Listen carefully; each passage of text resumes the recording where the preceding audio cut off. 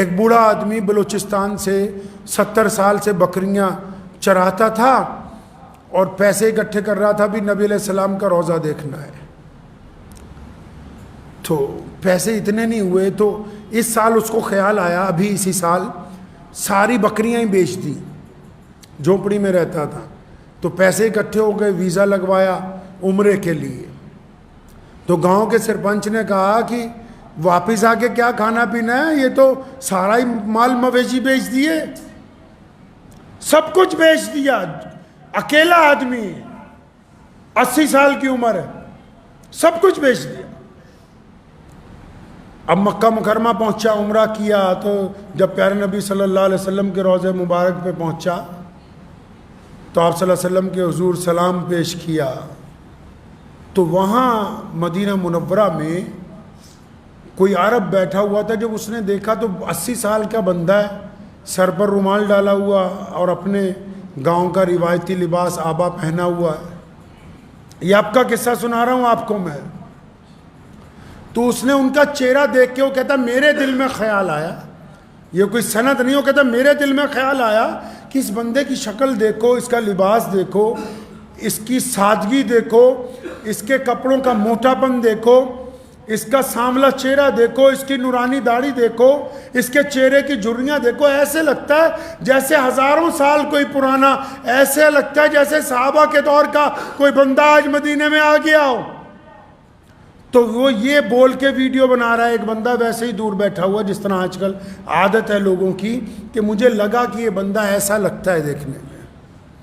تو اتنی سی بات اس نے کہا کہ وہ ویڈیو پوسٹ کر دی. 24 گھنٹے میں 57 اسلامی ملکوں میں اس ویڈیو نے اتنا ٹرینڈ کیا, مطلب اتنی زیادہ چلی کہ وہاں کی حکومت کو, وہاں کے گورنر کو, اس بوڑھے آدمی کو ڈھونڈنے جانا پڑا کہ یہ تو رسول اللہ کا مہمان ہے, کہاں ٹھہرا ہوا ہے.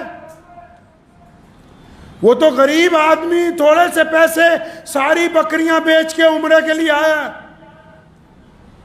دیکھو آج بھی اگر کوئی سیدنا ابو بکر صدیق رضی اللہ تعالیٰ عنہ کی سنت ادا کرتا تو پھر اللہ کیسے دیتے. گاؤں والے پوچھتے تھے واپس آ کے کیا کرے گا. اب وہاں مدینے میں میلہ لگ گیا ہے, لوگ بوڑھے کو ڈھونڈتے پھرتے ہیں, چھوٹے سے کمرے کے چھوٹے سے ہوٹل سے اٹھا کے 7 سٹار میں منتقل ہو گیا ہے.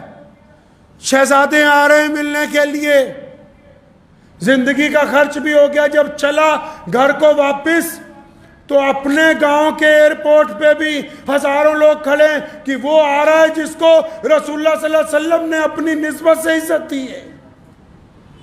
اور ابھی گاؤں نہیں پہنچا, حرمین شریفین کی جو کمیٹی ہے جس کے چیئرمین ہوتے ہیں بڑے امام مولانا عبد الرحمن سدیس, اس کمیٹی میں یہ گفتگو آ گئی کہ ایک ایسا بندہ آیا جس کے لباس سے اور جس کے طرز سے, جس کی سادگی سے کروڑوں مسلمان متاثر ہوئے ہیں. تو انہوں نے لکھ کے حکومت کو بھیج دیا کہ اس کو واپس بھیجو, یہ والا حج ہمارے ساتھ کرے گا. آج بھی اگر کوئی سیدنا ابو بکر کی سنت کو ادا کرے تو اس کو اتنا مرتبہ مل جائے, اور اگر رسول اللہ صلی اللہ علیہ وسلم کی سنتیں ادا کرے تو بندہ کہاں سے کہاں پہنچ جائے. وآخر دعوانا ان الحمدللہ رب العالمین.